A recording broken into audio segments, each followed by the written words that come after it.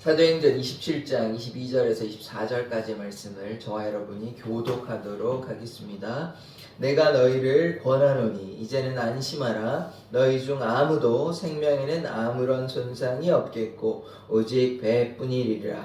내가 속한 바고 내가 섬기는 하나님의 자다가 어젯밤에 내 곁에 서서 말하되 24절 같이 읽겠습니다. 바울아 두려워하지 말라. 내가 가이사 앞에 서야 하겠고 또 하나님께서 너와 함께 항해하는 자를 다 내게 주셨다 하였으니 아멘.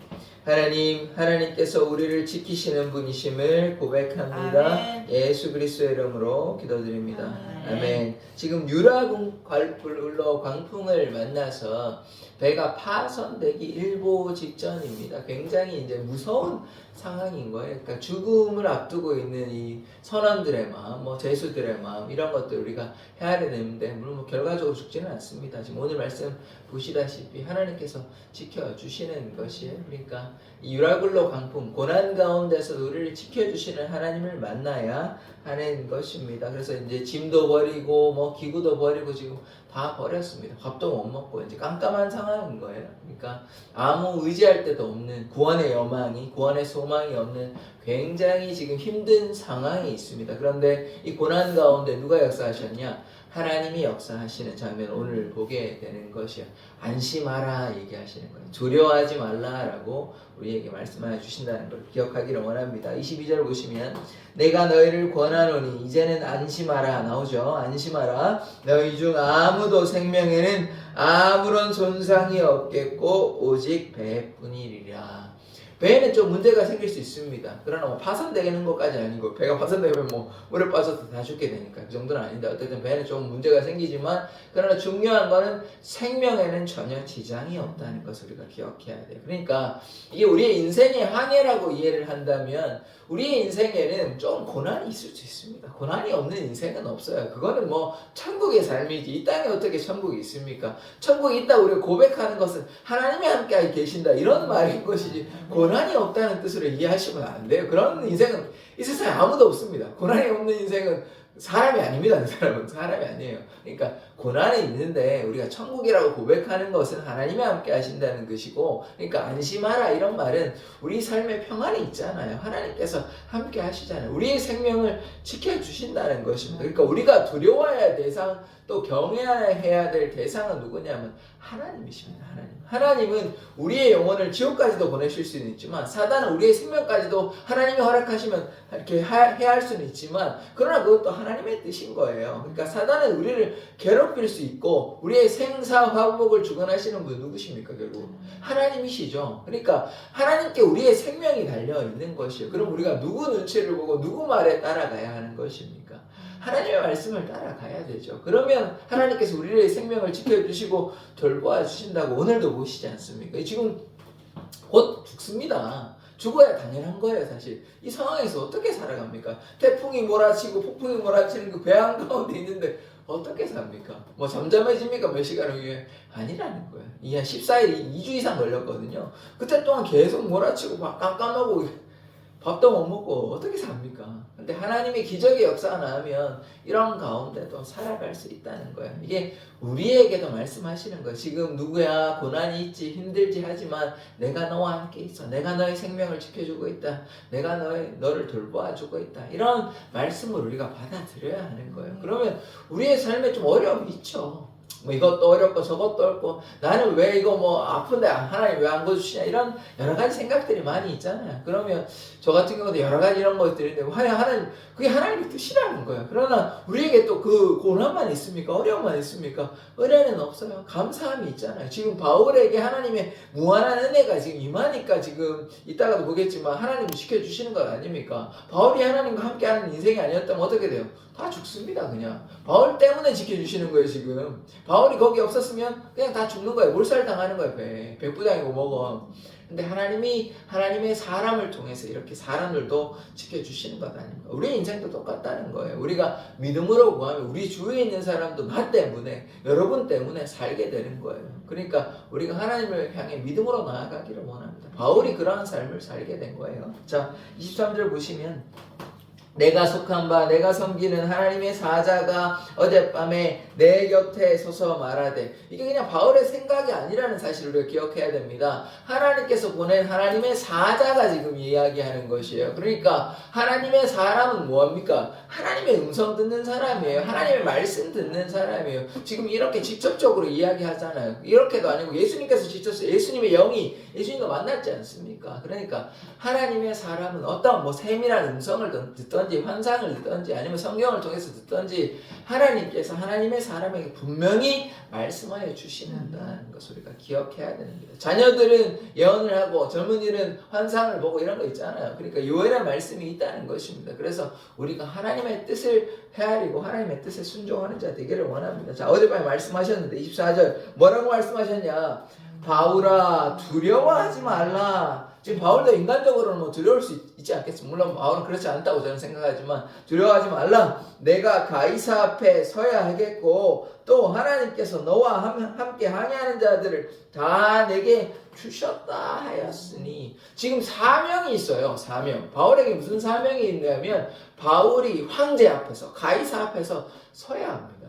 지금 예언의 말씀이 지금 다 이루어졌거든요. 뭐가 이루어졌냐? 이방인의 사도 다 했죠. 1차, 2차, 3차 전도행. 뭐 이후에 4차 전도행도 있습니다만 사도행전은 기록은 없어요. 우리가 그냥 그렇게 추정하는 거고. 그 다음에 지금 임금들 앞에 섰잖아요. 통치자들 앞에. 아그리파 왕에도 총독 베스도 벨릭스 다 섰잖아요. 그러면 이제는 마지막에 최종 관문 가이사 앞에. 진짜 임금 아닙니까? 황제 아닙니까? 기록이 남아있지는 않습니다. 뭐 이렇게 황제 앞에 섰다. 그런데 이거 하나님이 이렇게 말씀하셨고 예수님 말씀하셨다면 섰다는 얘기죠. 기록에는 없어도, 사도행전 기록에는 없어도 섰다는 얘기입니다. 로마에는 갔다 온 기록은 있거든요. 그러면 황제 앞에 섰다는 거잖아요. 그 뒤에 뭐 어떤 얘기가 오고 갔는지는 사도행전은 이야기하고 있지는 않습니다. 그런데 했겠죠. 예언의 말씀에서 성취가 됐으니까. 그래서 황제 앞에 서야 될 사명이 있다는 거예요. 그러니까 우리도 마찬가지라는 것입니다. 우리의 삶에 사명이 있어요. 사명이.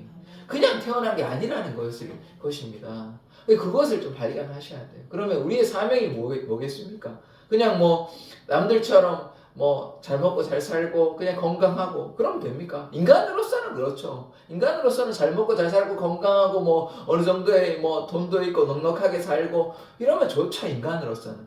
그런데 하나님께서 우리를 만드셨을 때 그것이 중요한 게 아닙니다. 이 에덴 동산에서 처음에 만드셨을 때 하나님께서 인간에게 뭐 생육하고 번성하라 다 좋은데 한 가지 약속해 주신 그 계약을 한 게 있잖아요. 다 좋은데 너네 마음대로 해도 다 좋은데 선악과는 다 먹지 마라 이렇게 얘기하시잖아요. 그런데 이게 그러니까 하나님과의 우리의 언약 관계라는 거예요. 말씀으로 약속된 관계이기 때문에 그 약속대로 우리가 순종해야 되는데 그렇지 않으면 어떻게 됩니까? 에덴 동산에서 쫓겨났죠. 이것도 마찬가지예요. 우리에게도 하나님께서 개개인에게 한 사람 한 사람에게 사명이 있다는 것입니다. 사명이. 근데 그 사명을 따라가야죠. 하나님께서 말씀하신 명령이 있잖아요. 맡겨주신 사명이 있다는 거예요. 그건 우리가 뭡니까? 분명히 성경 전체에서 우리에게 얘기하는 게 뭐예요? 예수의 증인 되라는 거예요. 하나님의 말씀에 순종해서 예배의 목적은 하나님을 영화롭게 하는 거 맞습니다만 거기에 머물러 있으면 안 됩니다. 화려한 예식, 뭐 성가대, 뭐 오케스트라 다 좋아요. 그것도 좋은데 거기에만 머물러 있으면 안 되는 거 아닙니까? 복음을 전해야죠. 복음을 전해야죠. 복음을 전해야죠. 하여튼 그래서 우리가 복음을 전하는 자 되기를 원합니다. 이게요, 전도가 우리의 의무감이 되어서는 안 됩니다. 하나님의 귀하신 은혜를 받으면 바울처럼 죽기 살기로 합니다. 바울은 왜 그랬습니까? 3층 천국이라는 겁니다. 낙원을 경험했기 때문에, 천국을 경험했기 때문에 확실하게 보는 거예요. 자기는 믿는 거예요. 경험했기 때문에. 그래서 죽기 살기로 이렇게 하고 있습니다. 그래서 우리도 하나님 만났잖아요. 하나님 만나면 보지 않고 믿는 믿음이 더 귀한 믿음입니다. 그 누굽니까? 그 제자 중에 갑자기 이름이 생각이 안 나는데 만져보고 알았잖아요. 만져보고 다른 사람 안 보고 알았잖아요. 우리가 꼭 만져봐야 물론 뭐 의심할 수 있습니다. 살다 보면 의심할 수 있다. 도마래요. 도마 의심했잖아요. 의심하고 그랬는데 우리는 의심하지 않고 믿고 안 보고 믿는 것이 더 귀한 믿음입니다. 물론 뭐 신비한 경험한 거 제가 뭐라고 하는 건 아니에요. 그것도 귀한 경험이지만 안 보고 믿는 믿음이 더 귀한 믿음이에요. 우리 하나님의 만나는 기억들이 있으시지 않습니까? 경험들이 있으시잖아요. 하나님의 축복받은 경험들이 있잖아요. 그 하나님의 은혜지 뭐 그냥 인생 살다가 우연의 일치로 그냥 뭐 하다 보니까 이렇게 됐다고 생각하시지 않잖아요. 하나님의 은혜라고 생각하신다면 우리 다 하나님께서 우리의 삶을 이끌어 주신다는 그 말씀인 거예요. 바울과 함께 하신 하나님께서 우리의 삶에 함께 하신다면 우리를 왜 돌보시고 왜 함께 하시겠습니까? 사명 감당하라고. 바울이 가이사 만나기 위해서 지금 살아있는 거예요. 사명 다 했으면 바울은 이제 하나님께서 데려가셔도 되는데 지금 아직 할 일이 남아있다는 것입니다. 로마에 가서 복음도 전해야 되고 가이사도 만나야 돼요. 할 일이 남았기 때문에 하나님 지켜주시는 것입니다. 그럼 마찬가지라는 거예요. 우리가 이 땅에 살아가는 게 그냥 뭐 우리의 잘 되는 거 뭐 그것도 어느 정도 해야죠. 우리 일용할 양식도 채워주십니다. 근데 제가 계속해서 왜 이렇게 얘기하냐, 우리의 삶은 아무것도 아니라는 것이에요. 우리의 삶에 중요한 거는 뭐예요? 그러면 우리의 삶의 욕심을 따라서 막 살면 되게 행복할 것 같지만 그렇지 않다는 거예요. 오히려 마음이 공허하고 허전하고 괴롭습니다. 왜냐하면 인간이 창조의 목적이 하나님을 영화롭게 하기 위해서 하나님께서 우리를 창조하셨는데 그 창조의 목적을 벗어난 채 막 살게 되면 그 삶에 기쁨이 있겠습니까? 교회라는 공간이, 교회라는 공동체가 원래 디자인된 목적이 하나님을 영화롭게 하기 디자인되어 있는데 자꾸 딴 데로 가고 마음대로 하면 교회가 제대로 된 게 아니잖아요. 인간도 똑같다는 거예요. 그러면 그 목적은 하나님을 위해서 살아야 되는데 우리 자신을 위해 살면 이 목적에 반하는 거잖아요. 잘못된 거잖아요. 어긋나는 거잖아요. 우리가 그렇게 살아서는 안 된다는 것입니다. 그러나 기억하셔야 되는 거, 그러면 뭐 우리의 인생은 아무것도 아니고 하나님께서 날마다 우리를 괴롭히시만 하고 그렇지는 않다는 거예요. 제가 본질을 얘기하는 거예요. 본질이 우선시돼야 된다는 거예요. 제가 우선순위를 얘기하는 거예요. 우리의 삶의 목적이 내가 되고 그 다음에 하나님 아니라는 거예요. 그거는 잘못된 신앙이라는 거예요. 하나님을 따라갔더니 내 인생이 풀린다는 거예요. 하나님께 순종하면 하나님께서 우리의 인생을 복 주신다는 그 약속의 말씀입니다. 복의 우선순위는 하나님을 우선순위를 들 때 내 인생이 풀린다. 이게 맞는데 내 인생이 풀리기 위해서 하나님께 뭐 구한다. 이건 잘못된 거예요. 시작이 잘못된 겁니다. 제가 그래서 기복신앙 막 얘기하는 거예요. 완전히 잘못된 겁니다. 하나님을 따라가면 하나님께서 우리에게 복 주시는 거예요. 그거는 은혜의 복이고 축복입니다. 그러나 내 삶을 위해서 하나님께 뭐 한다? 잘못된 거예요. 성경이 전체적으로 다 읽어보시면 전혀 그렇지 않습니다. 전혀 그렇지 않아요. 그래서 한국교회나 세계교회에서 자꾸 이렇게 기복신앙이든지 변형신약이라든지 잘 먹고 잘 사는 거는요, 제가 뭐 누구를 비난하려고 하는 게 절대로 아닙니다. 하나님의 말씀은 그렇지 않아요. 그렇지 않아요. 한번 다시 곰곰하게 한번 생각해 보십시오. 그와는 그러한가. 그래서 하나님의 뜻에 순종하는 자 되기를 원합니다. 자, 그래서 어떻게 되셨냐? 하나님께서 지켜주신다는 겁니다. 바울도 지켜주시고 어떻게 돼요? 항해하는 자들, 같이 있는 자들을 다 지켜주십니다. 뭐 때문에요? 바울 때문에 지켜주시는 거예요. 바울은 거기 없었으면 다 죽는 거예요, 그냥. 그래서 하나님의 사람을 통해서 하나님의 일이 나타난다는 것을 우리가 기억해야 되는 것입니다. 하나님께서 하나님의 사람을 통해서 어떻게 일하시냐? 지금 천사도 보내시고 우리한테 말씀해 주시기도 하고 음성 들려주시기도 하시고 이런 것이 하나님의 역사인 것입니다. 그러니까 오늘 인생의 항해 가운데 안심하라 하십니다. 하나님께서 우리에게 안심하라 하십니다. 또 두려워하지 말라 하십니다. 사명 감당하라 하시는 것입니다. 그래서 우리가 어떤 자 되기를 원하십니까? 어떤 상황 가운데서도 주님 부인하지 말고, 지금 유라굴로 광풍이 와서 죽음의 위기 가운데 있었잖아요. 바울의 인생이 얼마나 죽음의 위기가 한두 번이 아니었잖아요. 지금도 죽음의 위기가 있는데 하나님 지켜주신다고 하십니까? 안 지켜주신다고 하십니까? 지켜주신다고 하시잖아요. 바울의 삶을 지켜주신다면 우리의 인생 안 지켜주시겠습니까? 지금 죽음의 위기 가운데서 하나님께서 건져내시는데 돌에 맞았을 때 지켜주셨죠. 사람들이 또 죽이려고 할 때도 막 때릴 때도 지켜주셨죠. 또 지금도 물에 빠져서 죽게 생겼잖아요. 지켜주셨잖아요. 그럼 우리의 인생을 안 지켜주시기, 지금 3번뿐만 아니라 더 지켜주셨는데 우리의 인생에도 이런 고난이 있어도 하나님께서 지켜주신다는 것을 우리가 꼭 기억하기를 원합니다. 그러면 우리의 삶에 어떤 역사가 나타납니까? 하나님의 사명을 감당하면 우리의 인생을 돌보아 주신다는 것입니다. 우리의 건강도 지켜주시고 또 하나님께서 넘치는 축복으로 또 갚아주십니다. 이 땅에서도 갚아주시고 하늘에 산 것도 있습니다. 그런데 하나 주의해야 될 것은 무엇이냐?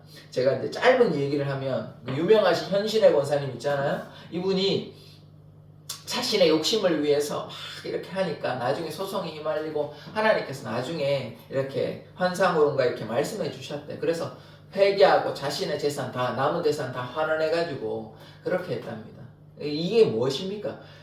하나님의 영광이 나타났잖아요. 그분이 뭐 자기 욕심을 위해서 처음에 뭐 기도원장이 되셨고 이러지는 않았을 거 아닙니까? 사명 감당하려고 했는데 그 안에 뭐가 들어왔죠? 자기 욕심이 들어온 거예요.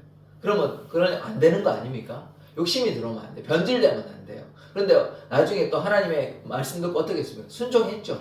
회개했지 않습니까? 그래서 재산도 환원해버리고 그게 하나님의 뜻이라는 거예요. 자기 욕심대로 하면 안 돼요. 하나님께서 부어준 축복이잖아요. 그걸 자기를 위해서 쓰면 이 땅에 그냥 영광받고 끝나는 거예요. 하늘에 상급은 없습니다. 왜 이 땅에 다 자기 그 욕심으로 다 했으니까 구원을 받을 수 있을지 모르지만 고린도전서에 보면 이렇게 불과 불로 시험하는 거 있거든요.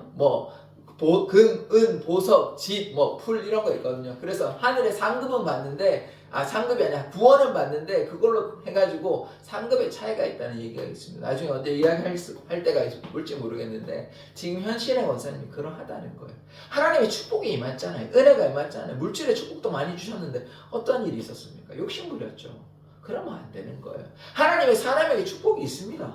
놀라운 축복이 있어요. 그런데 우리가 그 축복 가운데 휘둘려가지고 막 내가 부자가 됐고 욕심 부리고 이러면요. 중요한 건 어떤 줄 압니까? 그분은 회개해서 다행인데요. 회개 안 하면 어떻게 되겠습니까? 아찔하죠. 이 땅에 하나님의 이름으로 그게 마태복음 7장이라니까요. 제가 누구를 경고하기 위해서 하는 게 아닙니다. 조심해야 돼요. 하나님의 축복이 임해도 끝이 변절돼가지고 그러면 안 좋은 결과를 마주하게 됩니다. 그분은 회개하셨어요. 감사하게도. 근데 어떤 분들은 회개 안 하고 갑자기 이렇게 급사하시는 분들이 있거든요. 병 걸려가지고. 갑자기 하나 더 얘기하겠습니다. 제가 이름이 갑자기 이관성 목사님, 제가 이름 갑자기 까먹었는데 그 목사님이 조용기 목사님 찾아가고 그 당시에 유명한 부흥사 목사님이에요. 무슨 서구 목사님인데 조용기 목사님 찾아갔더니 회개하라고 얘기했더니 그분은 회개하셨대요. 너 세상의 영광 다 구하고 그렇게 하면 되겠냐고 그렇게 회개하니까 순자처럼 얘기하니까 회개하셨대요. 다른 목사님 하여튼 찾아가니까 그 목사님은 그분이 원래 욕쟁이로 유명하거든요. 그 목사님 남자 목사님인데 이상한 욕을 하시면서 그분을 내쫓아는 거예요. 그분 어떻게 되냐? 멀쩡하시던 거예요. 아픈 게 없어요. 그런데 갑자기 병 들어가지고 돌아가셨어요. 이게 경고하는 바가 뭐겠습니까? 그분이 부흥사거든요. 막 하면 듣기로는 그 전에 수천 명, 10,000명 이렇게 오셨다고 하더라고요. 근데 좀 욕은 심하게 하셨어요. 오면 장로님들한테도 하고 막 오는 사람들 인연 저런 이런 심한 말들을 막 하셨어요. 그런데 욕도 그렇다 치더라도 그분 말을 듣고 회개하셨으면 어떻게 돼요? 하나님의 역사가 나타나죠. 근데 갑자기 병에 걸려서 돌아가셨어요. 그분의 구원은 제가 어떻게 할 수는 있는 부분은 아니지만 만약에 회개했다면 하나님의 일을 더 감당하다 이렇게 하셨겠죠. 그런데 회개도 안 하시고 그렇게 갑자기 병 걸려가지고 그렇게 했다면 그 이유는 하나님 판단하시겠지만 제가 이런 얘기 왜 하냐면 하나님 축복 주신다니까요. 근데 축복에 머물러가지고 물질의 복에 막 휘둘려가지고 하나님은 내팽개치고 순종 안 하고 하면요. 그게 변질되는 거예요. 굉장히 무서운 겁니다. 그래서 제가 얘기했잖아요. 바울이 버림받을까 내가 이렇게 열심히 나는 버림받을까 두렵다. 우리가 두렵고 떨림을 해야 되는 거예요. 그러니까 목사님이라고 하나님의 귀한 아까 권사님 기도원장님 아닙니까? 그럼 얼마나 많은 역사가 나타났겠어요. 기적의 역사가 병이 그만큼 치유가 되니까 사람들이 전국 각지에서 몰려드는 것 아니에요. 그러니까 그분을 부르죠. 그런 역사가 일어나는데도 하나님 뭐라고 합니까? 너 세상의 영광 다 받았다. 너 회개해라 이런 얘기 하시는 거예요. 그러니까 하나님의 역사가 그게 마태복음 7장이라니까. 얼마나 대단합니까? 하나님의 귀한 역사가 얼마나 많이 수만 번 나타났을 거 아닙니까? 얼마나 많은 사람 만났겠어요. 정작 자기는 하나님께서 지금 회개하라고 얘기하시죠. 그 수많은 역사가 나타납니다. 조심해야 돼요. 그러니까. 그래서 제가 얘기하는 거예요. 우리 하나님과 동행하기를 원합니다. 그러면요 하나님의 축복이 나타납니다. 그래서 우리 사랑의 교회가 지금 하나님께 이렇게 권사님도 나오시고 성도님 나오시고 기도하지 않습니까? 그러면 기도하면 어떻게 되나? 하나님의 놀라운 역사가 나타나. 오늘 말씀하시지 않습니까? 두려워하지 말라, 안심하라 그러시는 거예요. 함께 이게 축복인 거예요. 우리가 물질의 축복 많이 받고 하나님의 귀한 역사가 많이 나타나면 굉장히 그것도 축복 맞습니다만은 경계해야 됩니다. 경계해야 됩니다. 그것만 타면서는 안 되는 것이에요.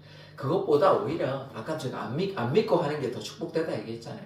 하나님과 날마다 동행하고 지금 저기 시골에서 아무도 안 알아주는데 그렇게 교인도 몇 명 안 되는데 그 눈물에 기도하시는 그 목사님을 하나님께서 더 기뻐하시는지 몰라요. 대형교회 목사님도 물론 대단하신 분이시지만 그 시골에서 눈물 흘리면서 그렇게 재정도 어려운데 그렇게 기도하시는 분이 하나님 더 기뻐하실지 모릅니다. 하나님은 마음의 중심을 보시는 거예요. 이게 제가 과거에 들었던 얘기했지 않습니까? 양을 보시는 게 아니에요. 그러면 야 대형교회 목사님만 다 뭐 대단하신 분이고 뭐 그러면 뭐 시골교회 교인도 없어가지고 가족들이라고 예배하시는 분들은 뭐 아무것도 아닙니까? 그러면 그렇게 보시면 안 돼요. 그렇게 보시면. 그러니까 말씀을 정리하자면 하나님의 사랑은 이렇게 하나님의 사람을 통해서 나타납니다. 그러니까 구원하여 주셨잖아요. 죽음의 위기 가운데. 그러면 하나님께서 이 하나님의 사람에게 왜 그럼 구원시켜 주시냐? 사명이 있다는 거예요. 우리가 그 사명 감당하면 하나님의 놀라운 축복이 일어납니다. 그런데 그 축복에 휘둘리지 마시고 사명 감당하고 주와 동행하는 게 가장 큰 축복이에요. 그걸 잊으시면 안 돼요. 내가 뭐 물질 많이 받고 뭐 내가 막 올라가고 그것도 귀한 축복이지 맞습니다만 그거는 자꾸 내 생각 욕심이 더 들어가 있는 것 아닙니까? 그러면 안 된다니까요. 솔로몬이 타락한 이유가 뭡니까? 너무 많은 부를 누리니까. 너무 많은 뭐 자기가 돈과 권력, 명예 뭐 다 가졌잖아요 지금. 근데 왜 타락합니까? 많이 가질수록 그렇게 된다는 위험이 더 크다는 거예요. 우리 인간적으로 보면 솔로몬 다 가졌잖아요. 안 가진 게 없어요 지금. 돈도 가졌죠, 권력도 가졌죠, 명예도 가졌죠. 뭐 안 가진 게 뭐가 있습니까? 원하는 대로 다 살았는데요. 근데 어떻게 됐습니까? 나중에 타락했죠. 회개했다고 보지만 그렇게 그런 삶을 살면 안 되잖아요. 그렇게 지혜로운 자가. 그러니까 우리가 경계해야 돼요. 그래서 우리가 하나님의 뜻에 순종하는 자 되기를 원합니다. 그게 가장 큰 축복이에요. 순종하는 게 가장 축복이에요. 뭐 딴 거, 뭐 내가 뭐 잘 되고 뭐 이런 것도 물론 감사한 일이지만 그런 축복도 허락하여 주시지만 거기에 우리가 실족하고 넘어지는 것보다 하나님의 귀한 축복 누리는 게 순종하는 게 가장 큰 축복. 그게 구원의 축복입니다. 그거를 우리가 누리는 자 되기를 원합니다. 기도하겠습니다. 하나님, 바울의 삶을 주님께서 지켜주시고 유라굴로 광풍 가운데서 지켜주시고 하나님께서 안심하라 두려워하지 말라 말씀하여 주신 것처럼 우리의 험한 인생길 가운데 인생의 항해 가운데 우리를 지켜주시고 돌보아 주심을 믿습니다. 안심하라 두려워하지 말라라는 말씀 기억하며 주님의 그 사명 잘 감당하는 자 되게 하여 주시옵소서. 예수 그리스도의 이름으로 기도드립니다. 아멘.